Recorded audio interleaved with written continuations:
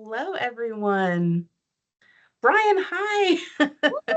We couldn't get you into the green room there. Sorry about that. A little bit of technical difficulties, folks. Brian, can you come off mute? Are you able to?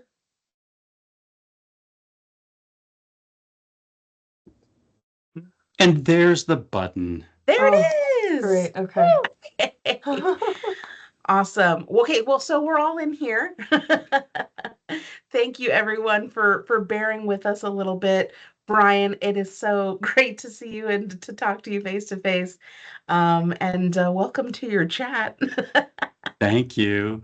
Good to be here. Yeah, awesome. Alana, go ahead and pull up that starting slide, and we'll get going. We'll get this show on the road, folks. All right. Um, Look at this team of professionals ready to make me sound smart. oh, you're gonna do that all by yourself, Brian. I'm sure of I it. don't know. Okay, cool. Well, while Alana's getting that starting slide going, let me just start by saying welcome, everyone. My name is Jenna Quinn, and it is an absolute pleasure to welcome you all to this edition of the 49er Industry Chat.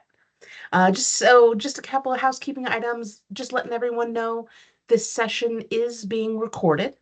So, really, what that means for you is that this is going to be available to you again on demand on our website at www.edu, www, sorry, .csulb.edu/alumni. And for those of you who have joined us live today, who are lucky enough to be here with us live, you will be able to submit Q&As. So go ahead and use that Q&A box that should be at the top of your screen there to submit any questions that you have for our wonderful alumni host today. And we'll make sure that he gets it. So with that, let me introduce to you first both our alumni host, Brian Graham, and our moderator today, Professor Deborah Satterfield. Welcome, you two. Thank you. Thanks. Great to be here with you all. Awesome, awesome. Well, let me just read both of your bios so that way folks can kind of get acclimated for those who don't know the great work that you guys are already doing, and then I'll turn the chat over to you. Sound good? Sure. Awesome. Awesome. Well, Professor Deborah Satterfield has extensive research experience and publications in design and social inclusion, design for behavioral change, and design of educational learning experiences for children with autism and other cognitive and physical disabilities. She has published this work through Design Research Society, the International Association of Societies of Design Research, and interaction design and children. She's taught courses on smart home technology, human computer interaction, experience design, and design ethics. And she is currently conducting research on quality of life issues for children with autism spectrum disorders and the implications that it has for designs of products, services, and environments for persons with ASD, and is, of course, our department chair today. So thank you so much for taking the time. Thank you. Yeah. And then Brian Graham, our wonderful alumni, is a founder and creative director of Graham Designs, a studio specializing in contemporary furniture and related products for the workplace and healthcare markets. With over 30 years' experience in design, Brian's strategic approach combines planning, research, and creativity to deliver solutions that meet both the needs and expectations of his manufacturing partners.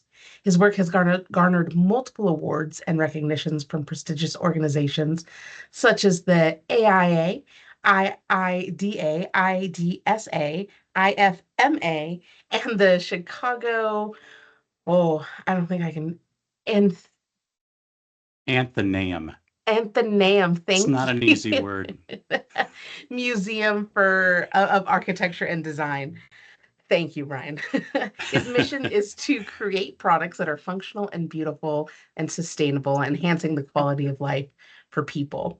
Brian is an advocate and advisor for the design industry, collaborating with leading manufacturers, associations, and publications to promote the value of impact and design. And he actively engages with the larger design community to champion deeper understandings of the significance of design in contemporary culture. So, with that, thank you both. I'm just going to turn this right on over to you guys. All right. Thank you very much, Jenna. So, Brian, oh my gosh, great to see you, first of Good to all. see you.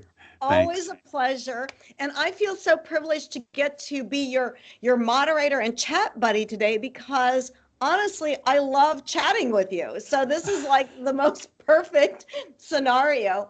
And to kick things off, my friend, I'd like to ask a little bit about your background and what literally led you to CSULB? How did you get here and what happened? Well, pleasure being here. Thanks, Deb. It's always fun to be with you too. I think we'll have a good chat. So I'm a Long Beach kid, born and raised. Lived in El Dorado Park El Dorado Park Estates, not actually the park. That would be weird.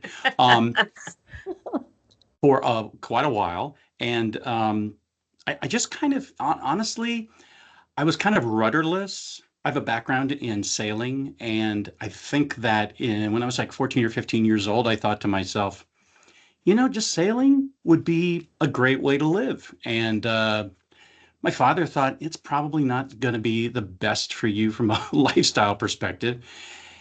So I was not a great student, but I could really draw, right? I drew a lot of stuff. I had a couple of art classes and stuff, but again, kind of rudderless. And then my grandfather, who was really instrumental in my life, probably my first real mentor, took me up to, at the time, the brand new Art Center College of Design up in Pasadena, the new building that Greg Elwood had just designed and installed. And I just said, wow, that's amazing. The building's incredible. And then when he walked me in to see all these different people doing design and drawing and all this other stuff, I just like, wow, wait a minute, I could actually make drawing into something, a profession. And so that kind of led me to Cal State Long Beach. Like I said, as a hometown kid, it was easy, certainly, but also, quite frankly, what I didn't know then was how highly rated the school was, how wide esteem is held for the fine arts department. And also, I started to talk to some of the people that had graduated there, and everybody said it's a great school. So here I am. I love that. I couldn't love that more.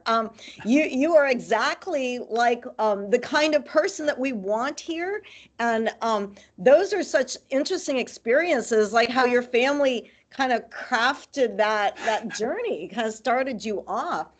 When you got here as a student, were there any things like, for instance, clubs or professors or classes that really got you thinking and really got your imagination going? What were those things, Brian?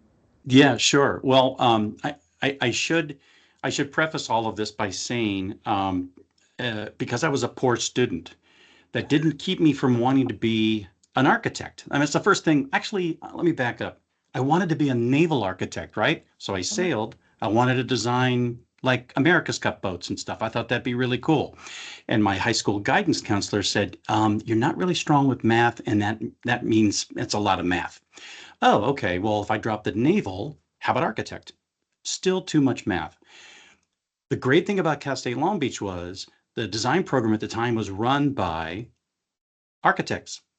And so they had an architectural bent to things, which totally spoke to my sensibilities and Yeah. kind of, I wanted to be an architect, but I really couldn't hack the math. So it was the perfect place. I think that certainly people like Jerry Yates and Bhupendra Singhal, who were the two people running interior design at the time, were really super influential in a lot of different ways. Some I probably didn't even realize at the time. And honestly, I have to say that Mike Kammermeyer and Dean Myers and Herb Turnauer, who were all in the ID department, because I was an interior design student, not an ID person. They were influential too, because I think that they pushed me in certain areas. I actually took a, a 2D color class, like one of those core basic Huh? classes, right, with Right? Herb Turnauer. Oh gosh. And oh my God, I thought I was, I mean, it's like, am I one of these guys that's going to be weeded out in Herb Turnauer's class? But it actually turned out that I did okay. So ultimately, the faculty there were so super influential for me. Wow. So I think that's really inspiring, actually, what you said, because I hear so many students say, I'm not a good student. I don't think I can do it. A lot of imposter complex. And literally, we have faculty that talk about like living on boats and designing like that whole, beach culture is just so infiltrated into everything. So I kind of love that idea that you were looking for stuff and and then thinking, oh my God, am I going to be thrown out? Because Well, yeah, and but the other thing too, Deb, was that um, when you started to hang out with certain people, you started to realize that like Herb Turnauer knew a lot of other designers that would come in and they would hang out at his house in Surfside and you'd just tag yeah, along and all of a sudden there'd be a slideshow of this guy's work. And you're like, whoa, wait a minute.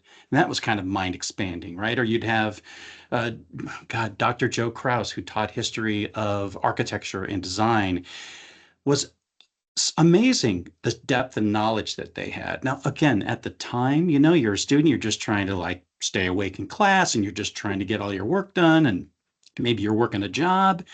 I went through all of that. Um, so yeah, there's just incredible depth and breadth there at the school, I think. And so yeah, take right. advantage of it while you can. Were you a maker? Like, because now we've got a lot of kids that are in the shop and we've got faculty that were literally making surfboards and, so did you immerse yourself in that kind of maker space? No, I didn't actually. I mean, I proudly still have all of my digits. I love it. I don't think that would be the case if I was a maker because I'm not really actually, I'm a terrible model maker. I think that's why so like rely on drawing and sketching was because that's the way I got to visualize stuff, you know? That's And amazing. so, and that was a big strength for me was sketching. But I admired a lot of the ID guys who were my friends because they obviously were very hands-on. Everybody smelled a Bondo. It's kind of intoxicating. The other thing too that I really Wrong. dug was that all the ID guys had their own studio spots, right? Just when the campus was up in the Fine Arts of the Hill. So they had their own spots, and couriers kind of commuter, we'd come in, we'd do our classes, and we'd leave. So Yeah. I figured out a way to actually get a studio space in the interior design place so I could be more like the ID guys because I just loved that they were hands-on, totally committed, and, in it for the long haul. They were there late, they were there early, they drank a lot of coffee. I mean, I you do get to learn how to drink coffee, which is a core skill. Right here with you, man. You had me right to the coffee cup. So I love the fact that you were in drawing, and drawing and sketching was kind of your jam because that's hard.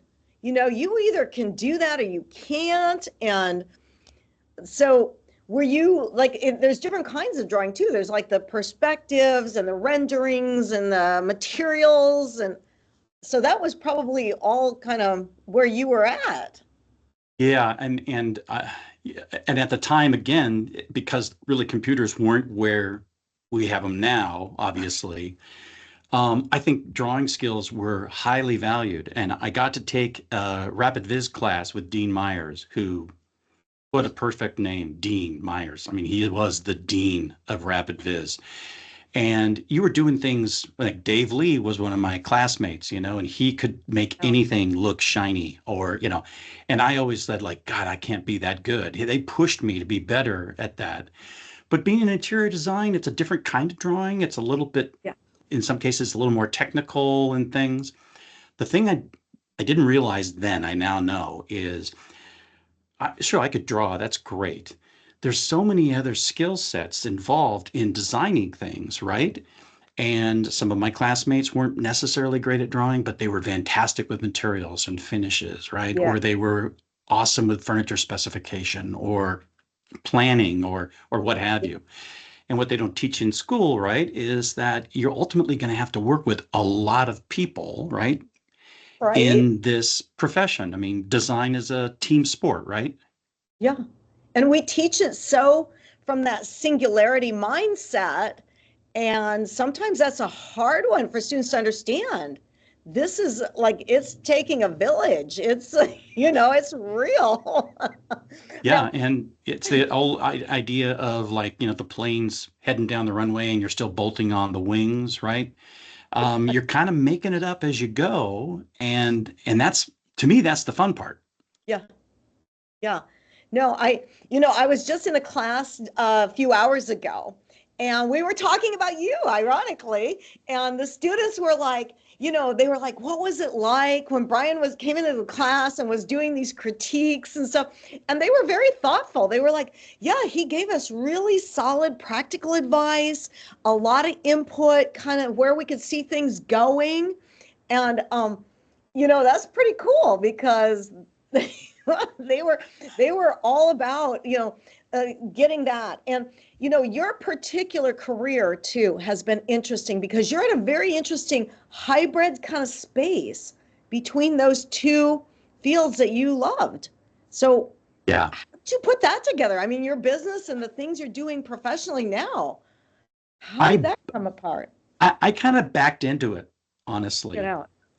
Um, I think there's a lot of people that think that things are kind of linear, right? I Uh-huh. start this, I learn this, I go this place, and eventually I will end up here. And I think that honestly, it's been more like for me, like a dog hunting for a bone, right? It's like I can kind of smell the bone. I know it's here somewhere, and I'm just going to keep smelling around until I stumble upon it. When I graduated from Cal State Long Beach, got to work for a great firm called Gensler and Associates, Oh my first gosh. in LA, right down in Century Boo. City. It was 500 people total for the entire firm, which at the time seemed huge. Right now, I think it's like almost 7,000. Um, but as a young junior designer, I entered into an ecosystem where they basically trained me to be a professional designer. And as I got exposed to that sort of stuff as the junior designer, they would let you, oh, we need a table or we need something. And you'd have to work with a mill worker because they were doing a one-off piece. And that started to light this fire for me about what furniture design could be. But I never really imagined it could be something that I could actually make a living at. Right. Right. Um, I just think it's one of those things that over time, the more I got into how furniture comes together, how important it is to Yeah. populate and sort of engage the spaces that we create as interior designers, the more I kind of felt, wait a minute, there's a role for me here because I think about things like an interior designer. I think about objects in a space. Not all those objects are going to be mine. So, how do I create something that's functional, beautiful, and useful, and also can kind of play well with others? So, It's how that amazing. kind of ended up becoming a career, Yeah. looking back, it just kind of happened. And I should also preface, my wife was the one who made it happen because she had a job and healthcare and basically supported me and another good friend of mine when we went out on our own, left Gensler and pursued our own dream. And if we hadn't had our wives behind us, I don't know that we would have made it. Isn't that interesting? So you were kind of like you were gaining from these experiences because Gensler is almost like getting a master's degree, a PhD. They literally uplift and educate, just like you said, and that's an extremely prestigious firm. It deserves to be said that that was a big deal.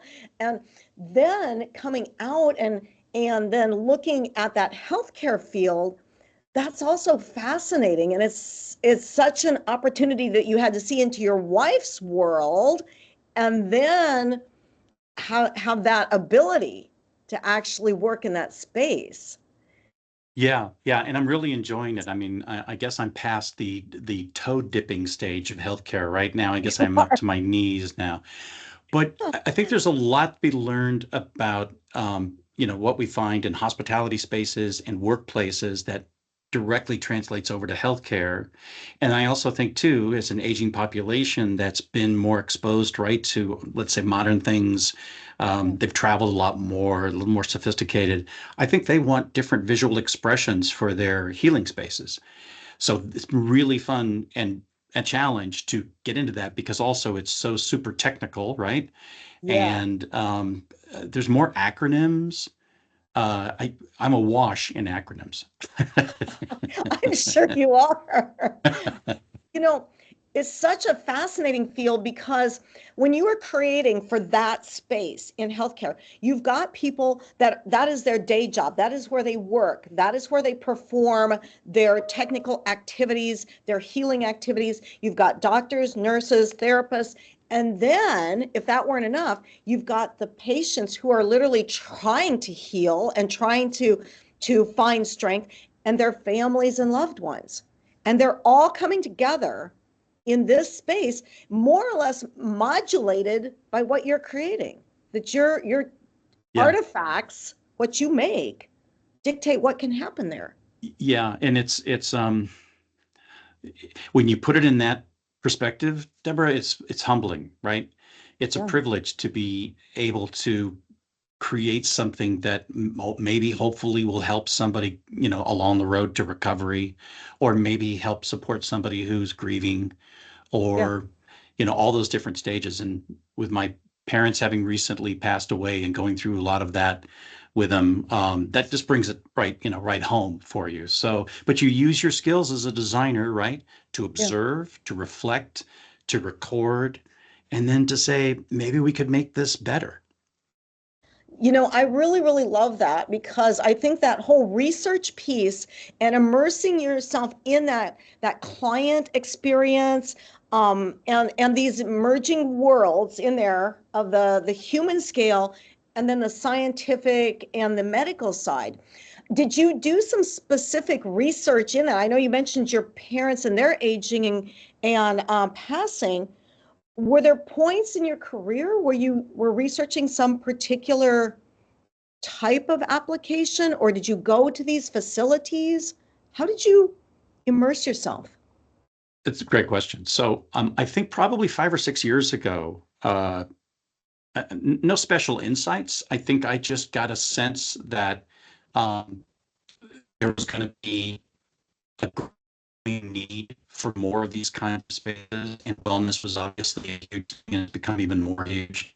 So I just felt like, I should probably see if I can transfer. And quite frankly, if I think about myself as like a my own fund manager, right? I'm pretty heavily leveraged in the workspace. It's probably a good idea to diversify and put maybe some products in other types of spaces, even though the furniture I've designed in workplaces find their ways into stadiums and find their ways into restaurants and Yeah. food care and stuff. But healthcare is very specific, right? So about probably Yeah. 5 or 6 years ago, I started getting involved in that, had a couple of conversations with some brand folks, with one of the manufacturing partners that I work with who have a healthcare division, and went to go to the trade show, healthcare design, and just, you know, used my designer's skills, right? I'm a sponge, soaking it in, looking at it, observing, seeing why people are doing what they are doing, diving Yeah. into there's a lot of research obviously out there. There's a lot of competitive product that you can go through. And then mostly, I think what's been great, and all the people that you mentioned all have a stake in it, is the folks that I've come across who are clinicians who've then become more facilities people. Really? Yeah, because they're really like they straddle both sides. So they understand like what happens in the clinician side and also from the facilities perspective. Those to me are that's where I get so much really good information and quite frankly, inspiration because they've always got a problem that hasn't been solved. Absolutely. And I think, it's one thing. Historically, furniture and furnishings and interiors have been very physical spaces, but they're quickly becoming technology and connectivity spaces as well, and supporting video and supporting a lot of electronics. And have you noticed those things? Do they change, or is it still just supported by the same basic design strategies you've always used? I do think it's changing because again, I think that things are becoming more ethereal, more virtual, more digital, right, Yeah. in all of our experiences. So I'm going to go in the Wayback Machine to, do you remember Megatrends? It was probably 45 years ago. It was this book that was written, and it's just one really great trend that I think continues to repeat itself, which is this kind of Newtonian idea, right? There's an action, the opposite reaction, right? So the Yeah. more things become digital, the more value we place on tactile, Yeah. handmade, real, right? Right. And so I think furniture's role, as I see it in that relationship, is yeah, I could be having this kind of virtual experience like we are Yeah. right now, Yeah. but I'm sitting at a really pretty solid wood table that I use as my table desk, and I can feel it, and it grounds me, and it reminds me of my humanity. I love that. I couldn't love that more. And the idea that our furniture really modulates what we do in a space. I know there was research at Mayo Clinic. I had some buddies there, and they were researching the shape of the tables and what they called the clinical encounter. Hmm. Whether a round table versus a square table elicited better conversation. And Hmm. it was weird because it was kind of like how we saw each other. Was it more hierarchical, or was it more conversational? And the materials and colors matter. I think there's research out there on that. Yeah, so that's really interesting because that kind of jives with something I just introduced in the workspace for one of my manufacturing partners, OFS, called Ally, and it was based on the head of marketing's concept that she experienced private offices in a different way because of the way she had them set up with her team than, say, the normal, you're across from me and I'm the boss. She wants Mm-hmm. people beside her. And Yes. so for that, the polemics, right, of the table really mattered. And that was kind of the jumping off point for that. I think about this from a standpoint of restaurants, right? Just use our own intuition, right? I think, right, a round table is just a much easier place to have a conversation than a No. square table, right? Also, thinking about, sometimes we think about healthcare and health spaces as just like the patient and then the practitioner. But the reality is, especially in like offices, medical offices, they used to have that really huge table you'd lay on. And I remember some of my buddies said, most of the time in those encounters, you were talking about lifestyle, you were asking questions, you were having conversations, but nobody's laying on that crazy big table. And they're like, what the heck? So have you ever questioned, like, literally, why is this here? Or what am I doing? I haven't had that question, but I just thinking about it now, I'm thinking to myself, there's all that paper that they roll out, right? Right? Right? That would be a It's great place to start magical. sketching, It is. You could sketch in there. And apparently that kills all germs, my friend. Have you ever seen them clean a space? But they pull that paper out, and by golly, we're all safe again, right? So that is fascinating. Now, have you designed these rooms and spaces also for different generations, either multi-generational or for children versus adults versus cancer versus long-term care? How does that factor in? So, yeah, it's a great question. The answer is no. Not because it wasn't a part of the brief. I think it's because it was considered to be a product, or the products that I make kind of have to be chameleons. They have to sort of find their way into different environments. They perform a lot of the same functions. And that's one of the things I think that maybe folks don't understand Yeah. about what I do. When I design, I'm designing for a manufacturing partner. They typically have their own set of finishes, standard sets of, lots and lots of different finishes, veneers and paints and things.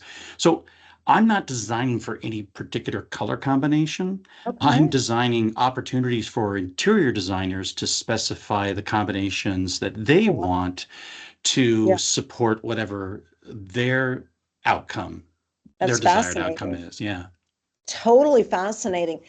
I I think it's so interesting talking to a person like yourself who really has had these experiences and had to kind of create a space here. What do you think in thinking about this? What's the most difficult part of your job? What was the most challenging? Is it the things, the materials, the people, the spaces? What is it? Yeah, yeah. Let's start making a list. Let's go there. Let's just go there. You know what I have to say, honestly, and the most challenging part for me is is convincing or compelling the people that I'm working with to take that leap of faith with either a sketch that I've come up with or uh, a part that we need to have made or a budget that we need to fulfill. You design something, you get it to a point where people like it, they think it's going to make sense, it works. Then you have to navigate through all of the business parameters, sourcing, all the challenges. I would say that design really gets done. The 90% of the design that I get involved with is done after they've accepted the prototype, right? Because it's always going to have all of these challenges, these toll gates you have to go through and weave around, and you're going to have to not compromise, you're going to have to kind of work through a few of them and things. And that was the thing, quite frankly, that I fell in love with working on my own. Uh, Working for a larger a firm, it's fantastic, incredible resources, highly recommend it. But it can be hard to keep in touch with the project throughout its entire life cycle, right? Yeah. So for me, I love doing it all. Wow. I Yeah. I like I like building a relationship. I like negotiating contracts. I mean, those are design problems to me. I love it. And independent practice really just gives me a chance to not control, Yeah. but influence as much as I possibly can throughout the lifespan of a product. I feel better just knowing you are involved in this process, my friend. I spent a lot of time in healthcare environments and had a lot of time to think this over. But the fact that somebody is looking at the humanity of the space, the functionality, and the support it gives is, that just brings us to a point of joy about design. Like, this does matter. This isn't just cake icing, It, It it, just it isn't. really, it really isn't. And honestly, I mean, I so, am on your vibe on that. I mean, to me, and I didn't know this when I was a young designer, empathy, right? That is our secret sauce. Yes, Empathy, in my opinion. yes, Would you agree? absolutely. Per- Absolutely. And I think that our most vulnerable people are the ones that are most at risk in healthcare. The infants, children, persons with disabilities, persons who can't talk, dementia, and those that are most compromised. And in their most vulnerable moments, if we can support them and their loved ones and their team better and just bring it back where it gets real, because this could be some place that someone spends their last precious moments. This could be some place that right. a medical team has a breakthrough and performs a miracle. And you've got to make that possible. It's like designers are kind of those people that make magic happen. you have made a space that permitted both healing of the body, but also kind of healing of the whole person. And Yeah. And those materials and things matter, you know? Yeah, they It just do. And matters. I'm just playing a small role. I think about all the equipment and everything. I Mm, think back on my days at Cal State Long Beach, a lot of the ID guys, would do internships with Doug Patton, yeah, right, who graduated a true. couple of years before us. And I think he's had an alumni chat, a really good one here a few years ago. Um, he was like the medical device guy. Yeah, He was so good at that absolutely. stuff. And again, in school, you're like, okay, what can I specialize in? And there's some Yeah, people that like that's the lane they get into. And you think yeah, about the impact they have. Yeah, yeah. it's humbling. It's humbling. And it's pretty fun, especially if you realize, you're going to spend a year and a half, 2 years, 2.5 years working this problem A lot. to Yeah, launch, right? yeah, yeah. Well, I also think about one of the things that when you and I first talked and we kind of first met each other, I also love the work you did in the nonprofit sector and with children and educating and giving back. And I wonder if you could tell us a little bit about that, because as fascinating as your business and your career and your designer, this is another really, really cool piece. So Thanks. how did Thanks. you get involved there? Well, I used to joke that I ran my own unintentional nonprofit organization, which was my design studio. Right? But but all joking aside, when the pandemic was in full throttle and the issues came up about George Floyd and the crisis we were having as a nation, I Yeah. think myself, like a lot of other people, thought, okay, what can I do? Right. And of course, I think design perspective is like, okay, well, Right. stay in my lane. What's the design solution to this? And I remember having some really interesting conversations back and forth with some people. And I came across this organization called Industrial Design Outreach, which is based in San Francisco, which had started up 20 years ago as a design class at San Francisco State. Oh, I Go love Gators. And so they turned it into a nonprofit, and then the pandemic hit. Well, a good friend of mine, another furniture designer up in Seattle, Dave Simon, was on the board. And I reached out and I said, Dave, what can I do? Because their whole mission is our mission now, because I'm on the board, is to reach out to junior high and high school kids and basically give them an opportunity to understand that design is a thing, it. pretty much exclusive of nature. Everything is designed, right? Everything has been considered, made, placed, what have you. Yeah. And to give them an opportunity to work on something. We've got, I think, a light project where they create a lamp, and another one in 10 weeks, I think they create a shoe. And we use very simple materials. It's, heavy art, and we've got mentors that come along. Some are practicing interior designers and industrial designers. Some are art education people. And I was all in, right? Yeah. Yeah.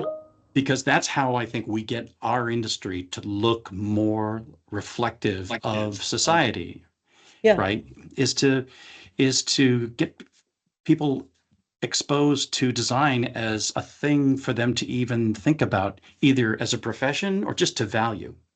Exactly. Well, one of the things I always think about is that we really teach critical thinking and decision making and working things out practically, experimentation. Um, and those things are sometimes a little bit difficult to learn in a traditional educational setting. You're solving math problems and you're writing essays, but if you have to design a shoe and you got to think about, like, okay, I have this body part that goes here and this ties here. I mean, there's just a lot. It's There is just a a lot. lot. And I think the thing that we're finding, which is probably the most gratifying, is especially with young students who may not be coming from an environment that's really super supportive about the arts or really understands what's going on. They're um, they're dealing with adversity Yeah. in their personal life.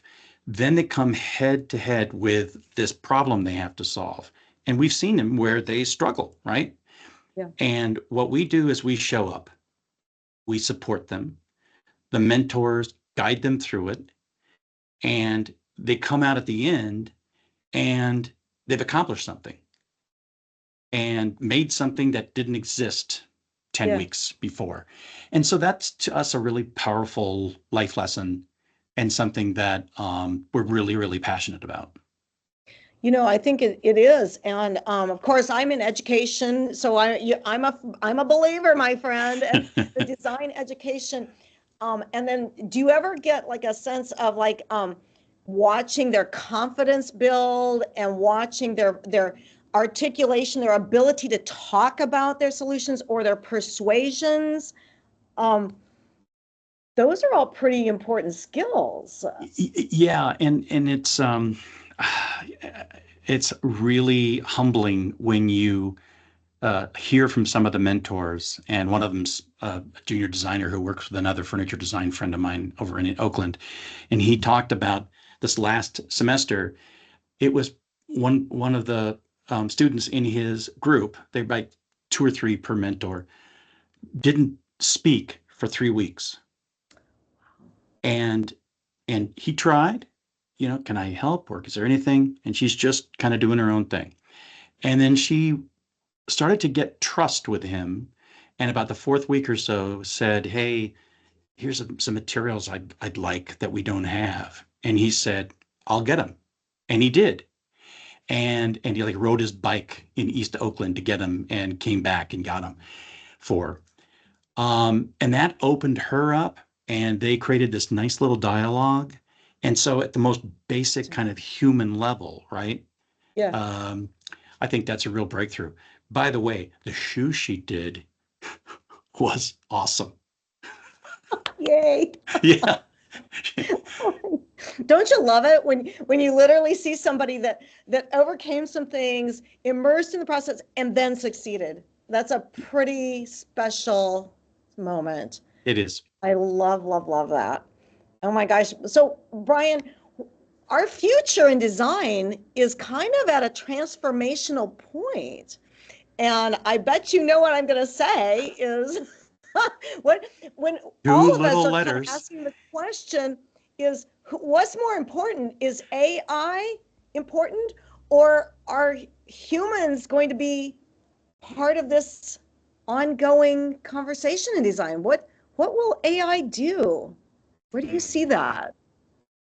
So I've been thinking a lot about this. I'm lucky enough to be involved with some professional organizations who do some deep dives into this. We've had some roundtable discussions over the span of a couple of days on this. I think AI has got a tremendous impact potential for us in a positive way. I still kind of feel like designers, it can generate hundreds of thousands of things, right? Designers are the one who give those pieces meaning, who select, who edit, who prompt, who guide. And I think that really is really the role of design, is to help shape and guide these disparate elements, right? Synthesize all that stuff together into something that's coherent. AI supercharges that process. The downside potentially is it could take away some of the core things that we ask young designers coming out of school to do. Yeah. But I think then the challenge is, okay, if you're a young designer, how can you use AI to get your ideas across, to learn how to use it? And then I think you're going to be super valuable. And I think we're going to figure out workflows that are going to combine both of those things. And ultimately, you still need, though, to discern this is the better way to go, right? That's what we do. Do you remember when they told you and I print is dead?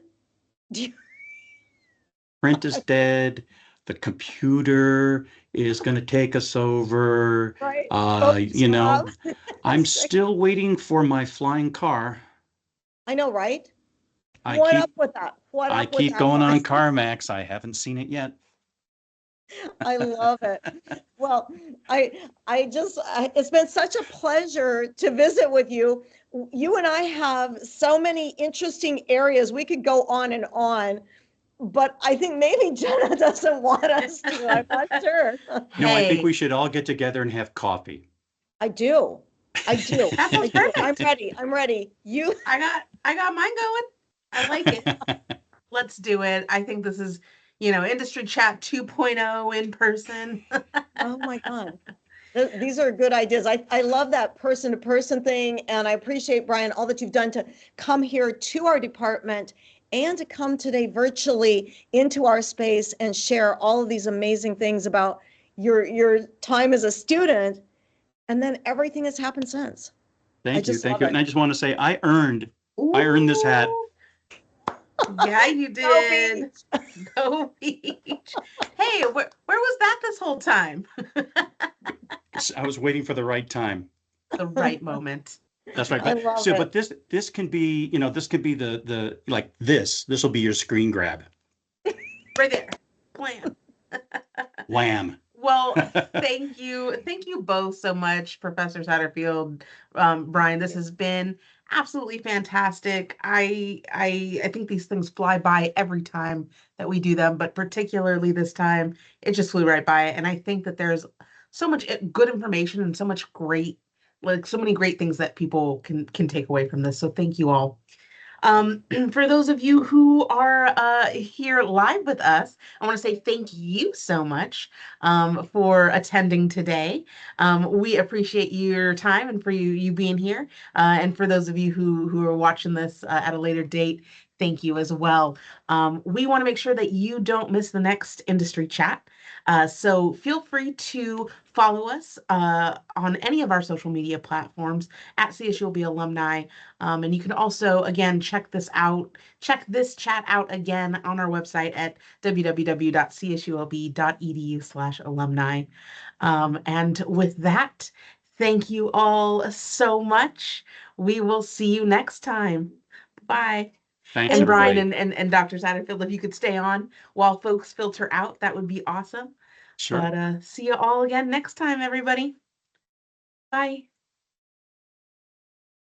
Whew.